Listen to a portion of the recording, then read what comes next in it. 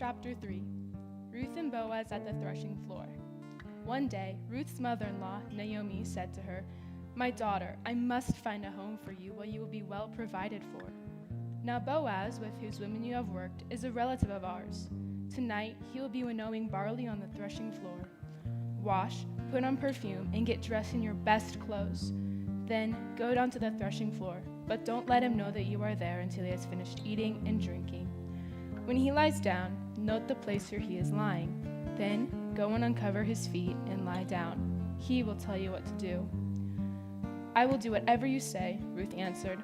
So she went down to the threshing floor and did everything her mother-in-law told her to do. When Boaz had finished eating and drinking and was in good spirits, he went over to lie down at the far end of the grain pile. Ruth approached quietly, uncovered his feet, and lay down. In the middle of the night, something startled the man. He turned. There was a woman lying at his feet. "Who are you?" he asked. "I am your servant Ruth," she answered. "Spread the corner of your garment over me, since you are the guardian redeemer of our family." The Lord bless you, my daughter," he replied. "This kindness is greater than that which you showed earlier. You have not run after the younger men, whether rich or poor. And now, my daughter, don't be afraid. I will do for you all you ask. All the people of my town know that you are a woman of noble character. Although it is true that I am a guardian redeemer of our family, there is another who is more closely related than I. Stay here for the night, and in the morning, if he wants to do his duty as your guardian redeemer, good, let him redeem you. But if he is not willing, as surely as the Lord lives, I will do it. Lie here until morning." So she lay at his feet until morning, but got up before anyone could be recognized, and he said, "No one must know that a woman came to the threshing floor." He also said, "Bring me the shawl you are wearing, and hold it out." When she did so, he poured into it 6 measures of barley and placed the bundle on her. Then he went back to town. When Ruth came to her mother-in-law, Naomi asked, "How did it go, my daughter?" Then she told her everything Boaz had done for her, and added, "He gave me these 6 measures of barley, saying, 'Don't go back to your mother-in-law empty-handed.'" Then Naomi said, "Wait, my daughter, until you find out what happens, for the man will not rest until the matter is settled today."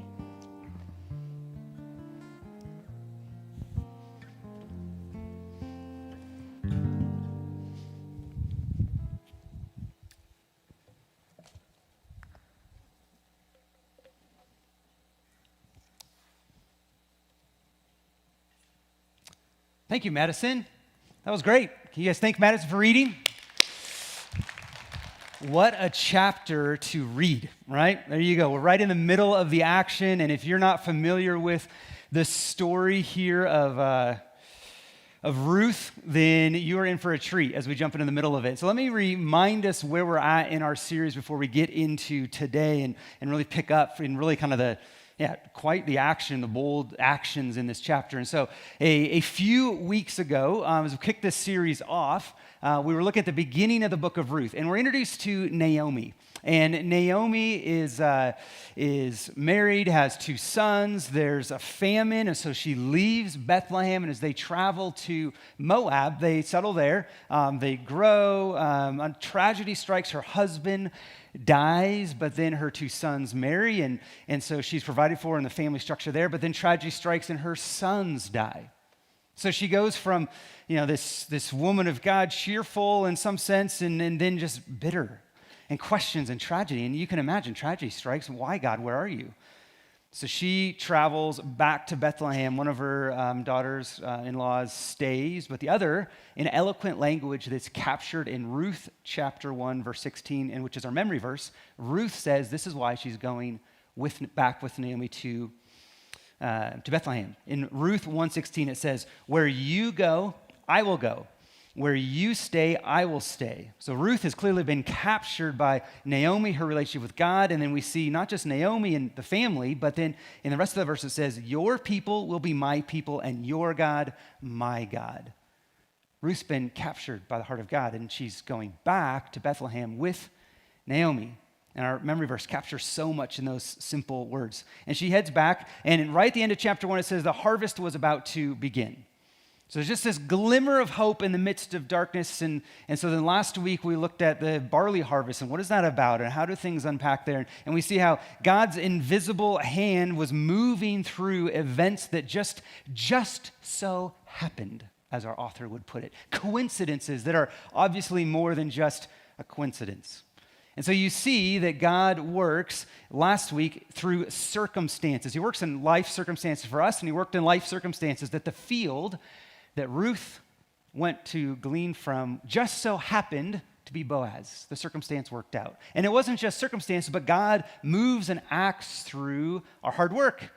Ruth got to work. She showed her faith in God by, I depend on you, so I'm going to work hard. She was noticed by Boaz. And not just circumstances, hard work, but then also through her character, through her reputation. As Boaz asked about her in the field there, he started to hear, oh, her reputation goes before her faithfulness to Naomi, the way that things have worked. And so because of that, he honors her and says, protect her, doesn't allow anybody to lay a hand on her. And in fact, leave some extra food there for her. And so there's this graciousness that you see Boaz start to place towards Ruth. And so then we leave at that spot, and then we pick up today with some of Ruth's most bold actions. And we'll get into it. Madison read through it, but we'll go back and read some of those verses and make some observations. But as we think about the boldness of Ruth to kick this off, I'd love for you to think for a moment, what is something you've done that's been bold? When was a time you made a bold decision? Just think through that. Maybe there was a job move. Maybe you're sitting next to somebody that was like a bold decision. Some people would say it was crazy, but it's worked out. I don't know. Well, when was there a bold decision that you made? Maybe it was something crazy. Maybe it was something last minute. So for me, about 10 days ago, I heard from my wife's brother, so that brother-in-law, I believe. He is in Australia, and when I go over there, we watch rugby, football style. I don't know, it's a different game, but it's really fun, and they hit each other without helmets. So it's great. But it's a rugby style, it's a professional league of rugby in Australia, and the Brisbane Broncos are the team, when I've gone to Australia, we watch. It's the local team that Johanna grew up cheering for with all her brothers and her sister, and so that's the team. Well, 10 days ago, I found out from her brother that the NRL signed a 5-year lease at Allegiant Stadium down in Las Vegas to bring rugby to the U.S. So they kicked their season off in Vegas to increase the popularity of it. And he's like, yeah, and it's going to be March 2nd is the first one ever. It's like, oh, that's kind of cool. What if we went? I'm not really that kind of spontaneous guy, but like, why not? So guess what I did the last couple of days? Friday, pulled the kids out of school early, and we drove down to Vegas. We stayed in a hotel. Last night at 6:30 p.m. was a double header, which finished at almost 11 p.m., at which point we got back in our car and drove back. Woo! Isn't that great? And some of you were like, oh, no.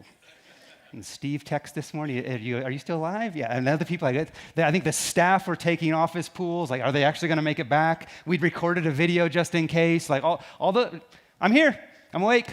My wife drove back. She was 90% of the driver on the way back, so she's home sleeping.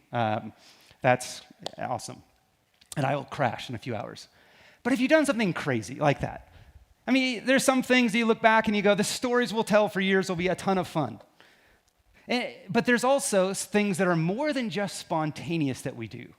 There's some things that man, when you have made a really bold move because you know God is in it, there's something that happens in your life and those around you. Can you think of a time when you made a bold move and God was in it? That's what we're going to be looking at today in the book of Ruth. And so as we look at chapter 3, just kind of hold that in mind as we get into this together. And so as you open there on your outline, either online as you're watching in the YouVersion app or here in the room, the first blank on your outline is this. In Ruth 3, it's crazy advice.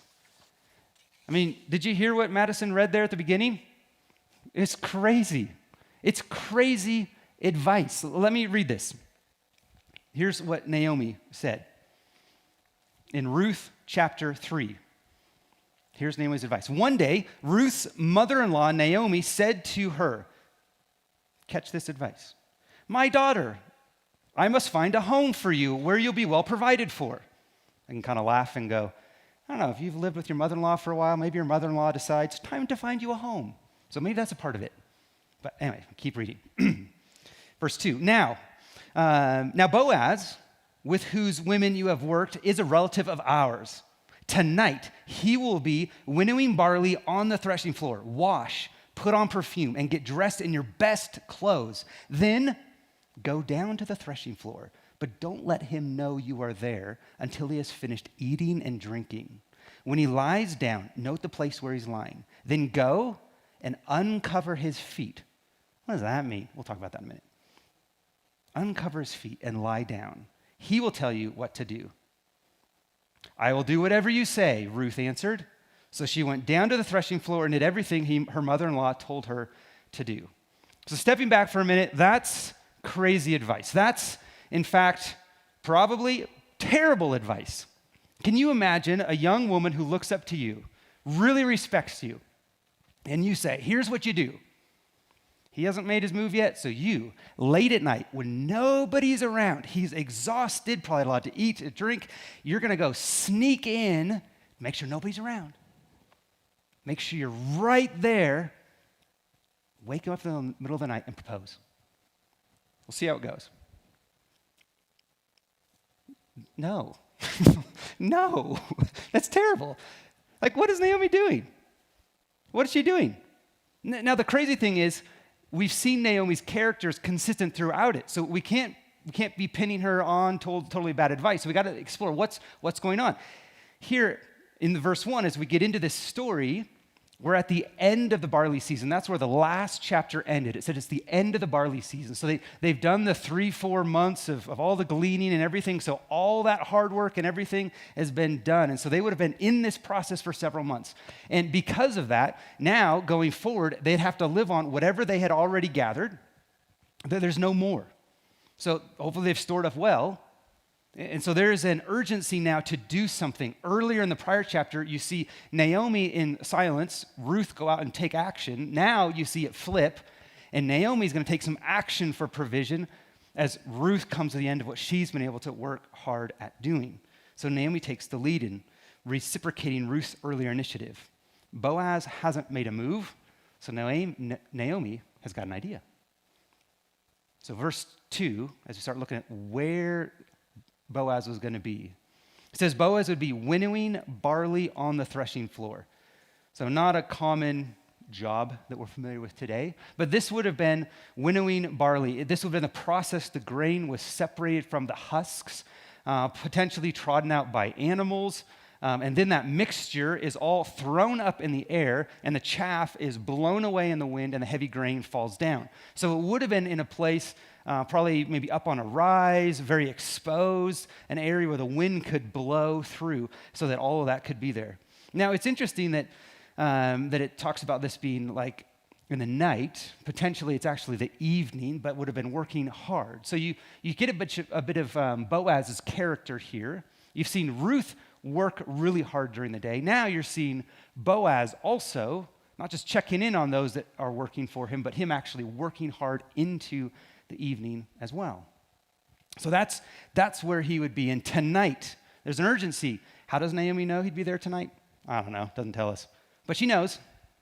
She knows he's going to be there tonight. Probably not many more nights because it's the end of the barley season. So verse 3, Naomi gives her advice. Wash, put on perfume, get dressed in your best clothes. I mean, Ruth, she would have worked hard during the summer. She would have been in good shape. She'd be attractive, but she would not have had the normal wealth or leisure time to clean up and be ready. And maybe when it says best clothes, it wasn't like she had a whole wardrobe to choose from, maybe even just clean. So as you look at this, she does that. But let me take a detour here for a moment, because this is the spot where sometimes people freak out about what's happening in this chapter and things. Because depending on your experience, you may have in your background, or maybe currently, be aware of a certain subculture within Christianity in which any kind of makeup or dressing up or any kind of is just prohibited. And I've actually talked with certain people that, they were told makeup actually is a sin. It's not. It's not. And so depending on the culture or background you come from, there's a question of, well, hold on. How wash, put on perfume, go impress Boaz? What's wrong here? And so remember, Naomi is a faithful woman of God. So nothing in this story continues to tell us otherwise, here, before, or after. So if you wonder what's going on or think this starts to kind of scandalous, just remember that may be more of your presuppositions you're bringing rather than what we see in the text of how godly men and women are to interrelate. So briefly, women. As I think about this passage here, women, you are beautiful.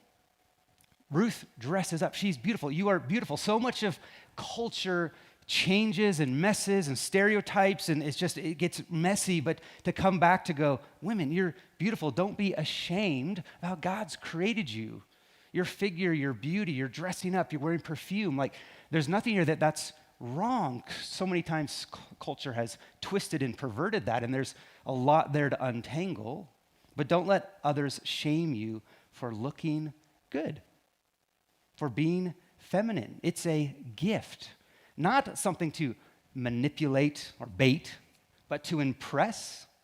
Yes, she went to impress Boaz.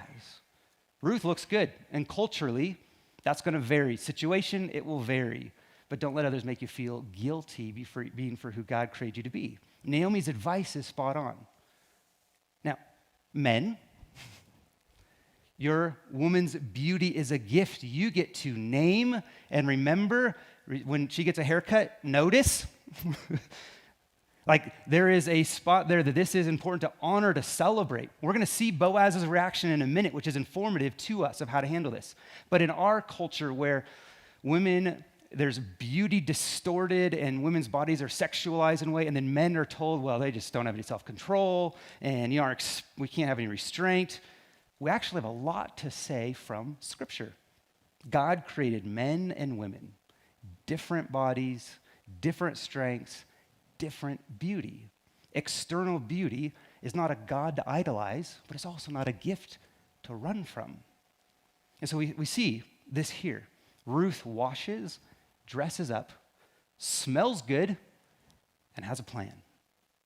So verse 4, she uncovers his feet, or more broadly, this is actually just literally that. There's no euphemism here or anything that you might try to read. Uncover his feet could also be lower legs. And so the idea being that coming in at that spot, it recognizes a position of at the feet. Remember, she doesn't have any power in this culture. She's the servant, she's the foreigner, she's the widow. And so recognizing her position at the feet is instructive. To uncover would mean that as it's going to get later, it's going to get colder, he will be woken up. And so that's what you're going to see take place in a moment. And so the narrator here with the language uses the utmost delicacy as he walks through this. But it's clear that Naomi's plan was not without its danger. The fact that she was prepared to urge this response, I believe, is a demonstration of her trust in Ruth's character and Boaz's character. So she puts this plan in place. And it's true today, women can find themselves in vulnerable position simply because of different physical strength. And here, that was the case, and even so much farther than that, because of just culturally how she was not in a place at all to have any kind of power or restraint against Boaz. She was going to be at his mercy in this moment. And what I don't want you to miss here is how bold this move is on Ruth's part. Nothing within the story tells us that she's prostituting herself at all. That doesn't go there at all. But she is a woman of character banking on where God is, and if he doesn't move, the whole plan falls apart. She's banking on Boaz's character. If he doesn't respond, the whole plan falls apart. So the plan is set. Naomi says, here's what you're going to do. And then the second part, the next spot in your outline, bold proposal. So as there is a crazy plan laid out, now there's a bold proposal following Naomi's crazy advice. So look at verse 7. It says, when Boaz had finished eating and drinking and was in good spirits, he went over to lie down at the far end of the grain pile. So it's unfolding just as Naomi thought it would.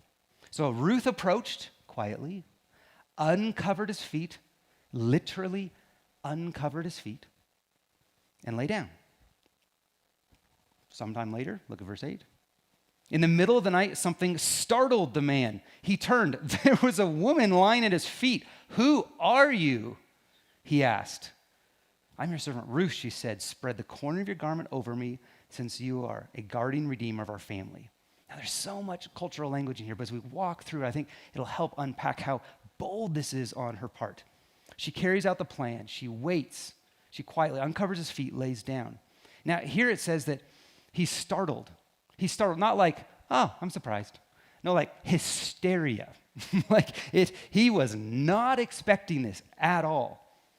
Not at all. And so when he yells, I just imagine, who are you? It's not like he knew who she was and what was this going on. No, he would have, feet get cold, kick something, and then woman, what is going on? You wake up in the middle of the night, oh my goodness, who are you? It's not like he just flips on a light switch and sees her, right? It's probably pitch black. So who are you? What's going on? Man of character wondering, what's happening to me in this moment? So he asks, who are you? And I love that in response to his direct question there, it's like Ruth is ready. So she responds to this interrogation of her identity with this. She confronts him with a neglected dimension of his own identity. She turns it right around on him, and this is her bold proposal. She says, marry me as your faithful obligation as guardian redeemer. Now, we don't necessarily see that in here because this is not how we propose. But she proposes marriage using the very language Boaz had used earlier to bless her. The language is unusual, but culturally it's clear. Spread the corner of your garment over me. In other words, get down on one knee. Will you marry me? It's not ambiguous, but it's bold, it's intentional. Now that garment corner is interesting. That language is the same language used in chapter 2, verse 12. And let me make a connection there. It triggered a clever word association. This is where Ruth is just brilliant. She knows what she's doing. So months earlier, remember at the beginning of the harvest season in 2:12, Boaz had prayed and blessed her. And the language he used in 2:12 was, may the Lord repay you for what you have done, because he's heard of her character. He's heard of her reputation. He says, may you be richly rewarded by the Lord, the God of Israel, and here's the language that connects, under whose wings, that connects, Hebrew language there, under whose wings you have come to take refuge. So in essence, Ruth asked Boaz to answer his own prayer. Get that? Earlier, he says, may God bless you and may he protect you. And now she uses the same word, marry me, protect me as you prayed would happen. Isn't that cool? The boldness to say, I see in you character, even what you prayed for, you can provide the answer for. How many of us have heard a prayer request and thought, oh, I could answer that? Like just very practically, some kind of need or some little thing here or there. And sometimes if you're good friends, you'll go, sure, I'll give you a ride or I'll help you out. But here, in a so much bigger way. So the marriage was to be the means by which Yahweh protected Ruth and at the same time paid her back in full for her past kindness. So why? Why would he do that? So that first part of the marriage proposal is followed by the second part. So it's this language of since you are, in verse 9, a guardian redeemer. Another concept that we're not super familiar with. But guardian redeemer is a man who is legally able to redeem his close male relative's wife in order to bring up sons for the deceased lineage. Not common today. I die, my brother marries my wife. Not common, no, not today. We've kind of joked about that and she's like, oh, no. But Very different culture, time, very important, a way that God provided for the family and the line and what was taking place at that time. So a rich concept that was beautiful in the culture to protect women, to protect the property and the lineage within the family name. And so what a concept here that she's going, you in fact are our family's guardian redeemer. And the interesting thing is through Naomi. So Ruth is entered into this fan, understands the faithful hesed love, this faithfulness of God within what's to take place. And Naomi didn't put her up to this. Maybe there could be implied kind of, but instead Ruth jumped all the way in and added this guardian redeemer. You can provide for Naomi, for me, for our family's name. It's a beautiful reason why. That's boldness. That's boldness. To look at someone and say, you are the answer to my prayer. Yes, God will provide, and I am now giving you the opportunity to step in and do that very thing. That's bold. Ruth is stepping up here. Ruth is bold in her faith that God is able to protect and guide. Ruth is bold with Boaz, believing his character will rise to the occasion, that he will actually step in and not take advantage of her, but do what's right. And was it a risk? Yes.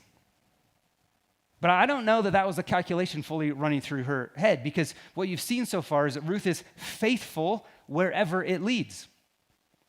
She's faithful, and God continues to provide in that. And she trusts God. She's got to know Boaz and goes, I trust his character.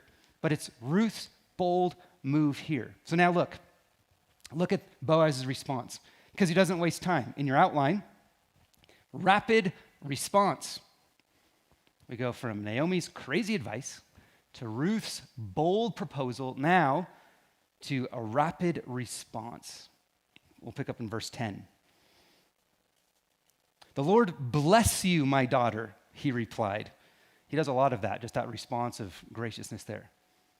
This kindness is greater than that which you showed earlier. You have not run after the younger men, whether rich or poor. And now, my daughter, don't be afraid.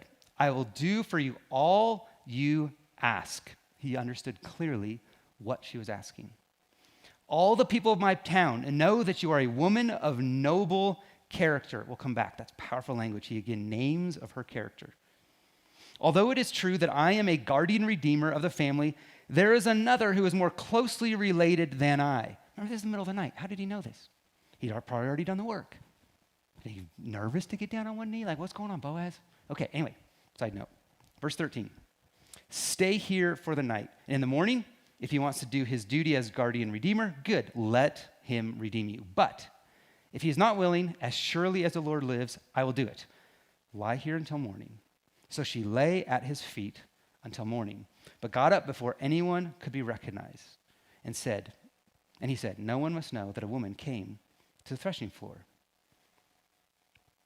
He responds quickly to the challenge that Ruth lays in front of him.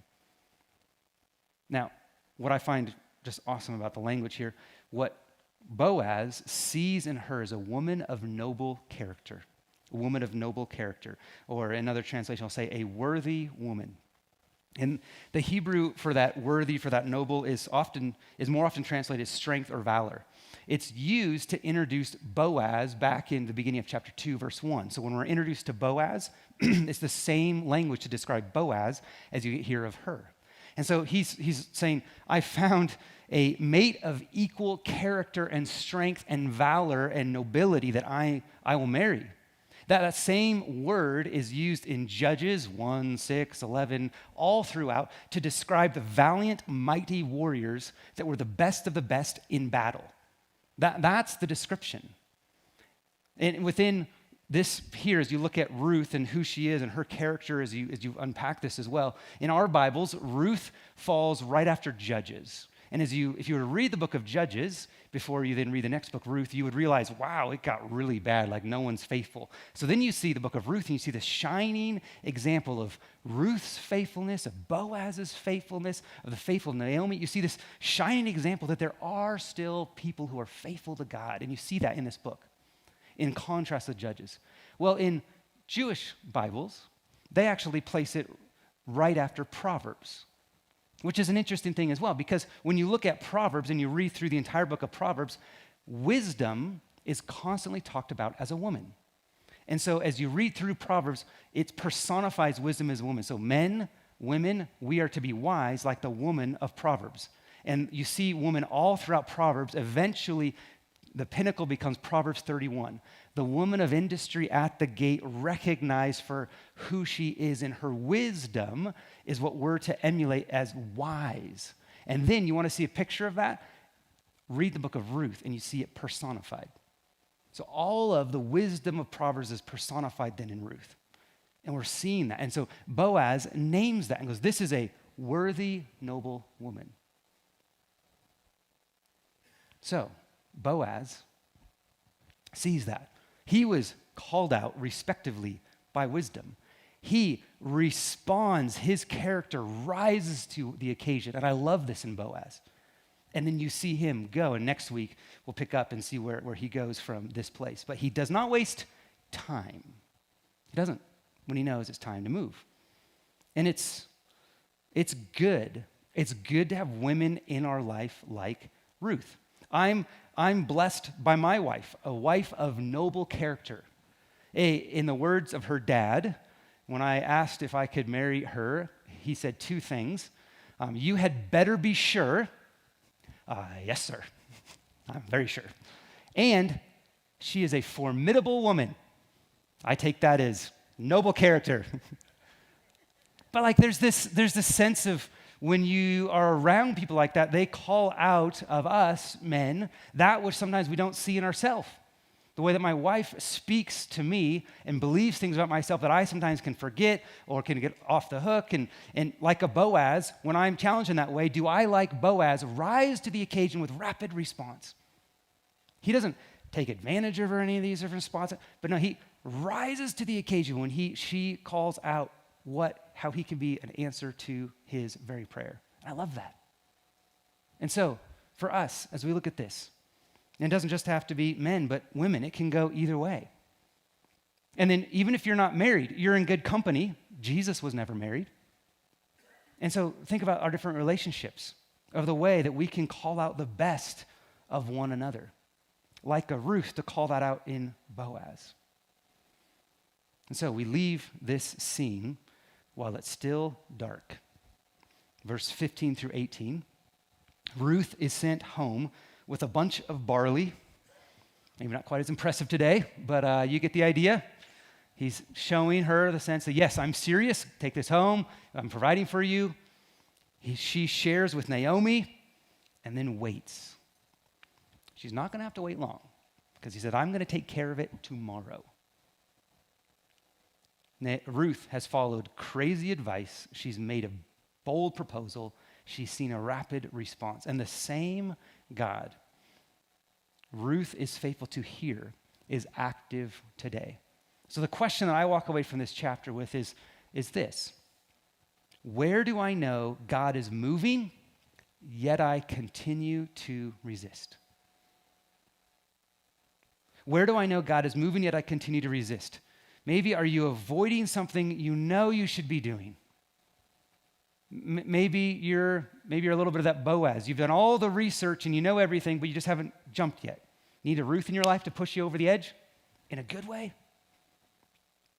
Or maybe like a Ruth, you need to step in faithfulness and do something bold. Are there excuses holding you back? And maybe it seems crazy. Certainly this was crazy advice by Naomi. She's a godly, faithful woman. She saw it. Ruth saw it. Maybe there's only a few people, you and a few people know that this is what's in front of you. What's holding you back? Is the fear of the unknown? Are you a pros and cons list person and that's got you stuck? And there's times for those. But you know, God knows, if God's in it, you're not going to fail. Maybe the advice to somebody else would be foolish, but you know this is where God's leading. And so what is holding you back if you know God is saying, go? What is holding you back if you know God is saying, go. And this isn't about testing God or saying, God, prove yourself. No, it's, God, I know you're leading and I'm fearful, but I'm going to step in faithfulness with you. And even if I fall on my faith, I want to courageously live for Jesus in a way that I run towards, fall, trip, flat on my face, get back up and keep moving towards God. And when we courageously live for Jesus in that way, we know it inspires others. Those are the stories that we see and hear and go, wow, Ruth, I want to be like that. And maybe you find yourself in the spot of Naomi, of being able to see what God's doing and speak into that. Maybe you find yourself in the spot of Ruth to go, what's holding you back? Go. Maybe you're in a spot of Boaz, and you know there's something you need to do, and you aren't doing it yet. Wherever you find yourself, as I've thought about this passage, would we be bold for Jesus? There are brave things to step into, courageous things to step into, that we can make all the reasons why no. There's so many reasons in this chapter, what? But to make the step where God would call us. Because imagine if your life looked more like that. What would be true personally for you? Imagine if your family experienced that in your faith. Imagine your workplace. Imagine our church with more and more people like you that are walking faithfully, boldly, courageously for Jesus. Imagine our city, our state, like there's elections coming this end of the year. Imagine if that just became like a back of the mind thing for us because there are so much bigger things we were about. Because we want to courageously live for Jesus. And so I want to pray, because if there's something holding you back and God is saying go, you need to spend some time with God to talk about that. Let's pray. God, I thank you. I thank you for this passage, for the challenge to do bold things for you. God, would you lead us to places where you make us brave? We don't feel that way. Maybe our situation, like a Ruth would say, the last person in this story that has any sense of bravery to stand on a position would be Ruth, the foreigner, the widow, one in poverty. And yet, God, what a shining example of faithfulness to you in circumstances and character. God, would we be like Boaz, that when challenged, our character rises up and takes rapid action. We don't wait, but we move. So God, we want to be brave. We want to be in a spot that finds ourselves open to what you do. And there are times, maybe more often than not, we're going to fall on our face, but then get back up and go, we want to run after you. So as we sing these songs, as we take communion together, we remind ourselves this isn't just something we do. It's something you've done for us so we can step and follow you in it. It's in the name of Jesus that we pray. Amen.